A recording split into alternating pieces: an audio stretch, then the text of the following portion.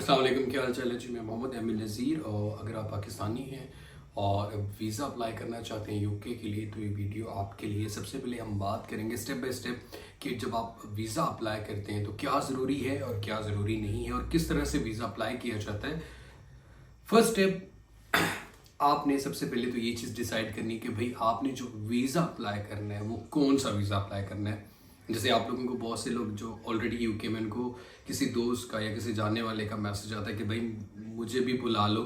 लेकिन मुझे बुलाने के लिए सबसे पहले, या किसी को बुलाने के लिए सबसे पहले ये डिसाइड करना होगा कि वीज़ा कौन सा लेना है। अब उसमें आप विजिट वीज़ा के लिए आते हैं या स्टडी के लिए आते हैं या फैमिली विजिट के लिए आते हैं, या आप अपनी कन्वोकेशन पे किसी को बुलाना चाहते हैं तो आप अप्लाई करते हैं वीज़ा के लिए, या फिर आप स्किल्ड वर्कर वीज़ा पे आते हैं। तो सबसे पहले तो ये डिसाइड करना है कि अगर आपने यूके ट्रैवल करना है तो किस वीज़ा पे करना है, इसके अलावा आप ट्रैवल नहीं कर सकते।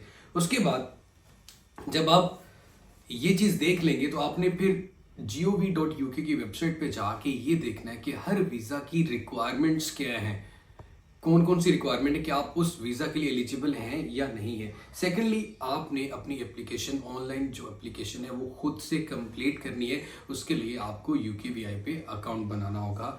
ये सेकंड पॉइंट है। उसके बाद जितने डॉक्यूमेंट्स, आपको एक चेकलिस्ट मिल जाएगी, वो सारे डॉक्यूमेंट्स आपने साथ अटैच करने होंगे। स्टेप नंबर 3 पे आपने अपनी जो वीज़ा की फ़ी है वो पे करना होगी, वो भी ऑनलाइन वीज़ा फ़ी पे हो जाएगी आपकी। स्टेप नंबर 4 में जैसे आप वीज़ा फीस पे करेंगे, आपको रजिस्टर करना होगा VFS ग्लोबल जेरी ऑफिस के साथ लोकली। वहां जाके आप अपने बायोमेट्रिक्स सबमिट करवाएंगे। तो VFS ग्लोबल के साथ जब आप रजिस्टर्ड करेंगे, एक्चुअली वहाँ पे आपने अपनी बायोमेट्रिक्स सबमिट करनी होगी। साथ आप चेकलिस्ट लेके जाते हैं, वहीं पे आपके डॉक्यूमेंट्स सबमिट होते हैं। चेकलिस्ट में जो डॉक्यूमेंट्स बताए गए होते हैं वो ज़रूरी होते हैं, और उसी के साथ वहाँ पे आपका पासपोर्ट भी सबमिट हो जाता है। उसके बाद इस चीज़ का ख्याल रखना बहुत ज़रूरी है कि जो आपने डॉक्यूमेंट्स अटैच किए हैं, जैसे अगर उसमें सबसे इंपॉर्टेंट चीज़ होती है आपकी फाइनेंशियल रिक्वायरमेंट, वो आपकी बैंक स्टेटमेंट बिल्कुल लीगल और सही वाली होनी चाहिए। और आपके जो फाइनेंसेस एक्चुअली रिक्वायर्ड हैं, हर वीज़ा के लिए डिफरेंट अमाउंट है, तो उसका ख्याल आपने बहुत ज़्यादा रखना है। और अपनी जितने भी सर्टिफिकेट्स आप अपलोड कर रहे हैं वो बिल्कुल वैलिड और रियल सर्टिफिकेट्स होने चाहिए।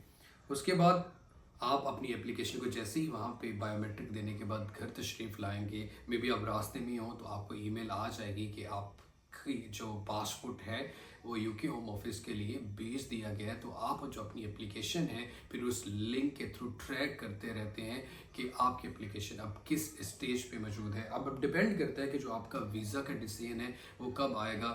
आपने नॉर्मल वीज़ा अप्लाई किया है, लाइक नॉर्मल डेज के लिए नॉर्मल फ़ी पे करके, या आपने प्रायोरिटी वीज़ा अप्लाई किया, या फिर आपने सुपर प्रायोरिटी वीज़ा अप्लाई किया है।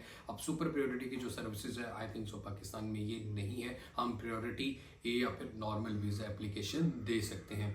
स्टिल अगर आपको कोई क्वेश्चन पूछना हो स्पेसिफिकली, मैं कोशिश करता हूँ आप सबको आंसर कर दूँ, तो आप पूछ सकते हैं। अगर आप ये वीडियो यूट्यूब पे देख रहे हैं तो उसको सब्सक्राइब कर लें चैनल को। टिकटॉक को पे देख रहे हैं तो भाई इसको लाइक और फॉलो कर लें। अपना बहुत सारा सा ख्याल रखिएगा। अल्लाह हाफिज़।